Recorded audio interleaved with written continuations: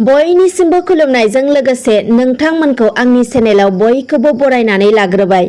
बे समाव आङो नोंथांमोननि गेजेराव मोनसे गोदान भिडिअ लानानै फैबावबाय। नोंथांमोना भिडिअखौ फारियै जोबजासिम नायलांदो। थांनाय 17 जुन अदेबानि बृहस्पतिबारावसो बिटिआरनि चिफ प्रमद बर'आ बाक्सा जिल्लानि सबनकाटा निकासि लामानि गेजेराव थानाय मरा फाग्लादिया दैसानि सायाव गंसे पाक्कानि दालांआ गोबाव समनिफ्रायनो बायग्रबना थानायखौ नायगिदिंहैदोंमोन आरो बे दालांखौ फाहामफिननायनि थाखाय खोथा होना फैदोंमोन। नाथाय नुनो मोन्दों मैयानि सानाव बे ओनसोलनि थांलाय फैलाय खालामग्रा रायजो राजाफोरा बिटिआर सोरखारनि फारसे गोख्रोङैनो सोमावसारनाय। बे ओनसोलनि रायजो राजाफोरा अजद होनाय बायदिब्ला गोबाव समनिफ्रायनो बे ओनसोलनि फरायसा फरायसुलि साख्रि फालांगि मावग्रा सुबुंफोरा अखानि बोथोराव हान्था मेला खालामनायाव गोबां जेंनाजों गोग्लैनो गोनां जाबोदों। बेनिखायनो मरा फाग्लादिया दैसानि सायाव थानाय पाक्कानि दालांखौ लुफामफिना लासे गोदानै लुथारनो नांगोन होननानै रायजो राजाफोरा खुंथाय गोहोआव थानाय सोरखारनिसिम दाबि खालामदों।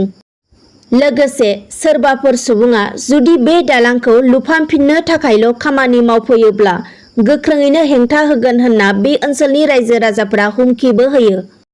गुबुन फारसेथिं बाक्सा जिल्लानि कुमरिकाटा मसलपुर थांग्रा गोसोम दैमानि सायाव थानाय दालांआबो दैज्लांनि एसे अखा गोग्लैबानो बायफ्लेलाङो होनना बे ओनसोलनि रायजो राजाफोरा फोरमायदों। लोगोसे थागिबि रायजो राजाफोरा फोरमायथिबावनाय बायदिब्ला बोसोरफ्रामबो बे दालांखौ फोसाबनायनि मुङाव गोबां आसनिनि खामानि लानानै मावबोबाय थादोंमोनब्लाबो बे दालांआ दैज्लां सफैना अखा हाब्लानो गोथौ हाखर खुरखालाङो होनना फोरमायो। लोगोसे बे जायगायाव गोबां सुबुंफोरानो जाब्रबथायजों मोगा मोगिबो जानो गोनां जाबाय आरो खायफाया जिउबो खोमानो गोनां जाबाय होननानैबो फोरमायो। बेनिखायनो दानि खुंथाय गोहोआव थानाय बिटिआर सोरखार आरो आसाम सोरखारनिसिम थागिबि रायजो राजाफोरा बे दालांखौ नोजोर होनानै मोजाङै लुफिनना होनांगौ होनना दाबि खालामो। दानिया फैबावदो गुबुन खौराङाव। जानो गोनां 2021 मायथाइनि मेट्रिक आरो एचएस आनजादखौ महामारी कर'ना भाइरासनि थाखायनो दासिम खुंफुंनो हायाखै आरो बे जोबथा आनजादनि सायावनो 18 जुन अदेबानि मैयानि सानाव आनजाद खुंफुंनाय एबा खुंफुङैनि सायाव सोलोंथाइ बिफान आरो सावस्रि बिफाना गासैबो आफादफोरजों सावरायलायनानै थिरांथा लागोन होनना थांनाय 6 जुन खालारखालि फोरमायना होदोंमोन। बे थिरांथा बायदियैनो मैया 18 जुन खालि जनता भवनाव आसामाव मेट्रिक आरो एचएस आनजाद खुंफुंनाय-खुंफुङैनि सायाव सावस्रि बिफाननि मन्थ्रि, सोलोंथाइ मन्थ्रिजों लोगोसे आसामनि मोनफ्रोमबो फरायसा आफाद गौथुमफोरजों गुवारै सावरायलायनाय जायो।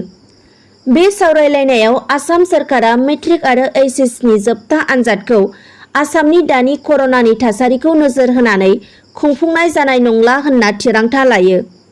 लोगोसेनो जानो गोनां मेट्रिक आरो एचएसनि जोबथा आनजादखौ सोलोंथाइ मन्थ्रि रनज पेगु बिथाङाबो खुंफुंनाय जानाय नंला होनना फोरमायो। लोगोसे आनजादखौ खुंफुंनाय जानाय नंलाब्लाबो मार्किं सिस्टेमनि थाखाय मोननै आफाद दाना होनाय जागोन। बे आफाद मोननैनि मोनसेया थाखो 10 आरो मोनसेया थाखो 12नि थाखाय खालामनाय जागोन। सोलोंथाइ मन्थ्रि बिथाङा फोरमायथिबावनाय बायदिब्ला फरायसाफोरनि सिगांनि मार्क एबा रेकर्डफोरखौ नायनानै बेखौ खालामनाय जागोन आरो आनजादनि नाम्बारखौ होनाय जागोन। लोगोसे आनजादनि फिथाइखौ 3 जुलाइआव फोसावनाय जागोन होननानैबो बिथाङा फोरमायो। आरो बे आनजादनि फिथाइ महरै टप 10 फरायसानि मुङा सिगांनि बायदिनो थागोन होनना फोरमायबावो। आरोबाव फैबावदो गुबुन खौराङाव। जावले जावले मोनफ्रोमबो जिल्ला एबा जायगायावनो आसाम पुलिसनि गोख्रों नायबिजिरनाय एबा सिग्रोमनायाव आसामाव गोबां बिबांनि ड्राग्सफोरखौ आसाम पुलिसआ सानफ्रोमबो बोखांनो हागासिनो आरो बे ड्राग्स फालांगियारिफोरखौ पुलिसआ खानो हागासिनो दं। थांनाय 17 जुन खालिसो कार्बि आंलं पुलिसनि गोख्रोङै सिग्रोमनायाव बकाजानाव 16 कौटि रांनि ड्राग्स बोखांनो हानायजों लोगोसे इन्टारनेशनेल ड्राग्स फालांगियारि सासे नागा आइजोखौ खानो हादोंमोन पुलिसआ।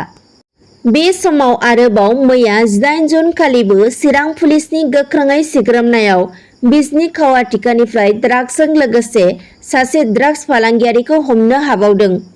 मिन्थिनो मोननाय बायदिब्ला मोनसे स्रोत सुलुंनि गेजेरजों चिरां पुलिस आरो बिजनी पुलिसआ बिजनी खावाथिखानिफ्राय गंसे नखराव सिग्रोमनानै 70.30 ग्रामनि ड्राग्सजों लोगोसे बे ड्राग्स फालांगियारिखौ हमनो हायो। गुबुन खौराङाव फैबावदो दैज्लां बोथोर सफैना अखा गोग्लैनायजों लोगोसे जायगा जायगा गोबां जायगायावनो दैबानानि थासारि सोमजिनो हमदोंसै आरो बे दैबानानि जाउनाव गोबां सुबुंफोरानो थानो जानो हान्थिनो गोबां उसुबिदायाव गोग्लैनो गोनां जादों। बे समाव जों नुनो मोन्दों नेपालाव दैबानानि गिथावना थासारि। नेपालनि सिन्धुपाल्चकआव बे दैबानाया सोमजिखांदों, जेराव बे दैबानानि जाउनाव गोबां सुबुंनि थाग्रा न', मानसि, धोन सम्पति, मोसौ मैसोफोरा दैबानाजों बुखारलांजानो गोनां जादों आरो बे दैबानानि गेजेरजों खायसे सुबुङा थैनांनोबो गोनां जाबाय आरो खायसेया दासिम गोमानानै दं होनना खौरां मोननाय जादों। मिन्थिनो मोननाय बायदिब्ला नेपाल रायजोनि हेलेम्बु, मेलामसि आरो पान्चपखारी जायगाफोराव बांसिनै बे दैबानाया गाज्रियैनो गोहोम खोख्लैदों। जाउनाव बे जायगायाव दा मोब्लिबनि गोहो, मबाइल नेटवार्कफोरा खामानि होयै जाना दं होनना खौरां मोननाय जादों। दानिया फैबावदो क'क्राझारनि बड'फा नोगोराव थानाय बड'लेण्ड हायुङारि गौथुमनि सेक्रेटारियेट सावराय जथुम न'ब्लाङाव BTRनि मोनथाम बिफाननि जौगालु बिथांखिफोरखौ मावफुंनायनि सायाव BTRनि चिफ प्रमद बर', आबाद बिफान, ना फिसिग्रा बिफान आरो जुनार फिसिग्रा बिफानफोरनि गेजेराव गुवारैनो सावरायलायनाय जादों। बिनि उनाव बिथां प्रमद बर'आ BTR ओनसोलनि गाहाय आबाद बिथिंखौ बैज्ञानिक राहाजों फोजौखांनाय, ना फिसिनाय, जुनार फिसिनाय बायदि आयदानि सायाव गुवारैनो सावरायलायना जौगाखांनायनि बिथांखिफोरखौ लायो। बे हाबाफारियावनो BTSनि आबाद बिफाननि मावफुं सोद्रोमा घनश्याम दास आरो ना फिसिग्रा बिफाननि मावफुं सोद्रोमा राकेश ब्रह्मआ बुङो दि बे बाराव BTC ओनसोलाव गासैबो बिथिंफोरखौ नोजोर होनानै जौगालु बिथांखिफोरखौ मावफुंनाय जागोन होनना। आरोबाव फैबावदो थांनाय बावैसो सान सिगां क'क्राझार जिल्लानि अबयाकुथियाव दुथांफोरजों जिनाहारि खालामजाना बुथारजानाय सानै उन्दै हिन्जावसानि थाखाय गोजोन आरो सान्थिनि मुङै टंला दख'रा दुलाराय बर' फरायसा आफादा टंला दख'रा एबसुनि मावखुलियाव आलारि बाथि फोजोंना गसाइनि सेराव 1 मिनिट निजोम आर'ज खालामनाय हाबाफारिखौ लादों आरो बरमा दख'रा दुलाराय बर' फरायसा आफादाबो बे हाबाफारिखौ बानजायदों आरो बे जाथायनि सायाव गोथौ दुखु मोननाय फोरमायो। दानिया फैबावदो चिरां जिल्लानि सिङाव थानाय हाथिसार ओनसोलनि फुलबारि गामियाव दैनि थाखाय गोबाव समनिफ्रायनो आंखाल जाबोदों। बे समावबो आदिबासिफोरजों बरिंनि दै लायनायाव सेलाय बेलाय जानायाव दै लायनायखौ आदिबासिफोरजों बादा होजानो गोनां जादों होनना खौरां मोननाय जादों। बेनिखायनो हाथिसार ओनसोलनि थागिबिफोरा BTR सोरखारखौ दैनि जेंनाखौ सुस्रांनानै होनो खावलायदों। दिनैनि भिडिअ'आ बेखिनियानोसै। गोजोन्थों।